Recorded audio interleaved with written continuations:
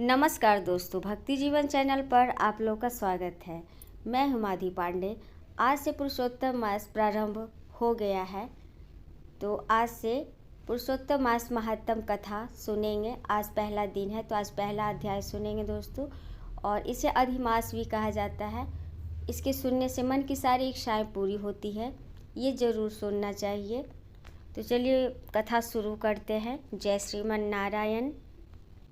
कल्प वृक्ष के समान भक्तजनों के सभी मनोरथ पूर्ण करने वाले वृंदावन की शोभा के अधिपति, अलौकिक कार्यों द्वारा समस्त लोगों को चकित करने वाले वृंदावन बिहारी पुरुषोत्तम भगवान को नमस्कार करते हैं।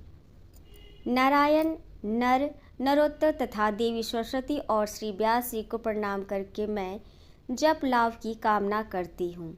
एक समय बहुत बड़ा यज्ञ करने की इच्छा से परम पवित्र नैमिषारण्य तीर्थ में बहुत से मुनि आए, जैसे असित, देवल, पैल, सुमंतु, पिंपलायन, ऋषि, सुमति, कश्यप, जाबली, भृंगु, अंगिरा, वामदेव, सुतीक्षण, सरभंग, पर्वत ऋषि, आपतस्तंभ, मंडवय, अगस्त्य, कात्यायन, रथितर, ऋभु, कपिल, रैम्भ, ऋषि, गौतम, मुद्गल, कौशिक, गालव, क्रतु, अत्रि, बभ्रु, त्रित, शक्ति, बधु, बौधायन, वसु ऋषि, कौंडिल्य, पृथु, हारित, ध्रुम, शंकु, संस्कृति, शनि, विभांडक, पंक, गर्ग, कानाद, ऋषि, जमदग्नि, भरद्वाज, धूमप, मौन, भार्गव, कर्कश, शौनक तथा महातपस्वी शतानंद ऋषि, विशाल, वृद्धि, विष्णु, जर्जर, जय, जंगम, पार, पासधर, पूर, महाकाय, जैमिनी ऋषि, महाग्रीव, महाबाहु, महोदर, महाबल, उदालक, महासेन, आर्त, आमल का प्रिय ऋषि, उधर्वबाहु, उधर्व पाद, एक पाद, उधर्व, उग्रशील, जलासी, पिंगल, अत्रि, ऋभु, ऋषि, सांडीर, करुण, काल, कैवल्य, कालाधार, श्वेतबाहु, रोमपाद, कद्रु, कालांगी, रुद्रंग, ऋषि, श्वेता, सवर आदि, सरभंग, पृथु, श्रवस आदि शिष्यों के सहित ये सब ऋषि अंगों के सहित वेदों को जानने वाले, ब्रह्मनिष्ठ, संसार की भलाई तथा परोपकार करने वाले, दूसरों के हित में सर्वदा तत्पर, श्रौत स्मार्त कर्म करने वाले ये सभी ऋषि अपने शिष्यों के साथ एकत्रित हुए। इधर तीर्थ यात्रा की इच्छा से सूर्य जी अपने आश्रम से निकले और पृथ्वी का भ्रमण करते हुए उसी समय वो भी अपने शिष्यों के साथ नैमिषारण्य पधारे। उन्होंने अनंतर पेड़ की लाल छाल को धारण किया हुआ था। वे प्रसन्न मुख, शांत, परमार्थ विशारद, समग्र आदि गुणों से युक्त, संपूर्ण आनंदों से परिपूर्ण, तुलसी की माला से सुशोभित, जटा के मुकुट से विभूषित, समस्त आपत्तियों से रक्षा करने वाले, अलौकिक चमत्कार को दिखाने वाले भगवान के परम मंत्र को जपते हुए समस्त शास्त्रों के सार को जानने वाले, संपूर्ण प्राणियों के हित में संलग्न, जितेंद्रिय तथा क्रोध को जीतने वाले, जीवन मुक्त जगत गुरु श्री व्यास जी की तरह और उन्हीं की तरह निष्प्रिय आदि गुणों से युक्त सूत जी महाराज शोभायान हो रहे थे। श्री सूत जी महाराज, हे सूत जी महाराज, आप चिरायु हो, आपके लिए ये मनोहर आसन है, आप इस पर विराजमान हो। ये कहकर सभी ये कहकर सभी ऋषि मुनि बैठ गए। तब नम्र स्वभाव वाले सूत जी ने प्रसन्न होकर सब ऋषियों को हाथ जोड़कर बारंबार दंडवत प्रणाम किया। ऋषि बोले, हे सूत जी, आप चिरंजीवी तथा भागवत भक्त होवो। हम लोगों ने आपके योग सुंदर आसन लगाया है। हे महाभाग, आप थके हैं, यहाँ बैठ जाइए। ऐसा सब ब्राह्मणों ने कहा। इस प्रकार बैठने के लिए कहकर जब सब तपस्वी और समस्त जनता बैठ गई, तब विनय पूर्वक तपोवृद्ध समस्त मुनियों के बैठने की अनुमति लेकर प्रसन्न होकर आसन पर सूत जी बैठ गए।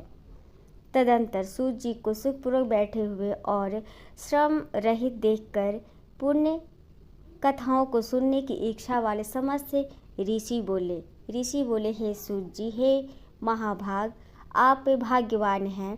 भगवान व्यास के वचनों के हार्दिक अभिप्राय को गुरु की कृपा से आप जानते हैं। क्या आप सुखी तो हैं? आज बहुत दिनों के बाद कैसे इस वन में पधारे, आप प्रशंसा के पात्र हैं। हे व्यास जी से शिरोमणि, आप पूज्य हैं। इस आसार संसार में सुनने योग्य हजारों विषय हैं, परंतु उनमें श्रेयकर थोड़ा सा और सारभूत जो हो वह हम लोगों से कहिए। महाभाग, संसार समुद्र में डूबते हुए जो पार करने वाला, शुभ फल देने वाला आपके मन में निश्चित विषय जो हो वही हम लोगों से कहिए।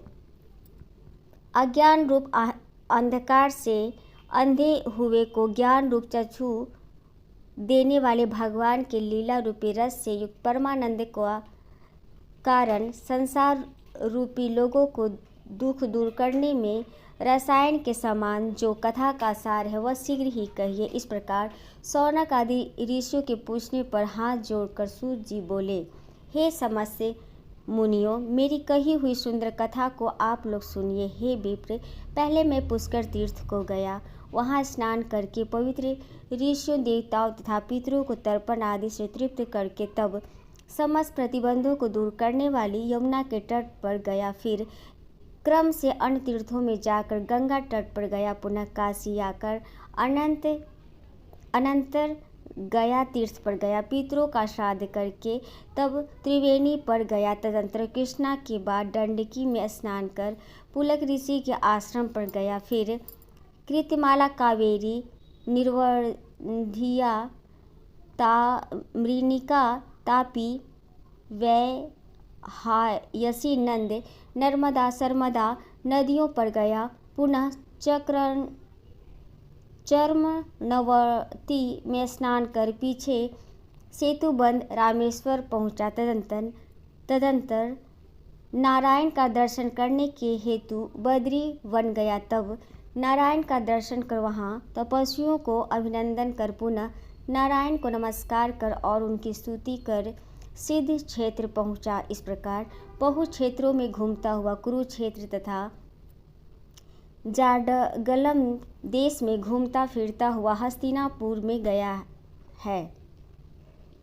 द्विजो, वहाँ यह सुना कि राजा परीक्षित राज्य का त्याग कर बहुत से ऋषि मुनियों के साथ पुण्य प्रद गंगा तीर पर गए हैं और उस गंगा तट पर बहुत से सिद्धि हैं भूषण, जिनका ऐसे योगी लोग और देव ऋषि वहाँ पर आए हैं। उसमें कोई निराहार, कोई वायु भक्षण कर, कोई जल पीकर, कोई पत्ते खाकर, कोई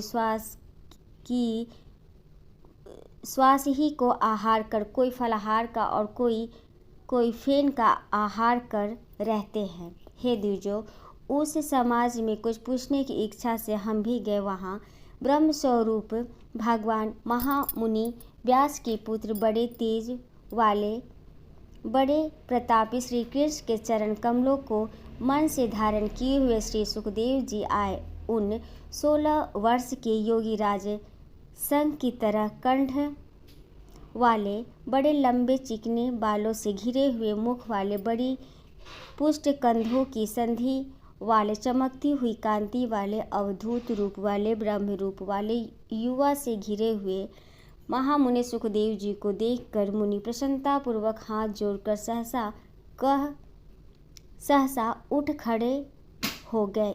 इस प्रकार महामुनियों के द्वारा सत्कृत भगवान सुखदेव जी को देखकर पश्चाताप करती हुई स्त्रियां और साथ के बालक को उनको देख रहे थे, दूर हो खड़े रह गए और भगवान सुखदेव को प्रणाम करके अपने अपने घर के प्रति जाते रहे। इधर मुनि लोगों ने सुखदेव जी के लिए बड़ा ऊंचा और उत्तम आसन बिछाया। इस आसन पर बैठे भगवान सुखदेव जी को कमल की कर्णिका की जैसे कमल के पत्ते में रहती है, उसी प्रकार मुनि लोग उनको घेर कर बैठ गए। वहाँ बैठे हुए ज्ञान रूप महासागर के चंद्रमा भगवान महामुनि व्यास जी के पुत्र सुखदेव जी ब्राह्मणों के द्वारा की हुई पूजा को धारण कर तारागणों से घिरे हुए चंद्रमा की तरह शोभा को प्राप्त होते थे। इति श्री विहन्नारदीये पुरुषोत्तम मास महात्म्य में सुखदेव जी का आगमन नामक प्रथम अध्याय। हरि ओम तत्सत।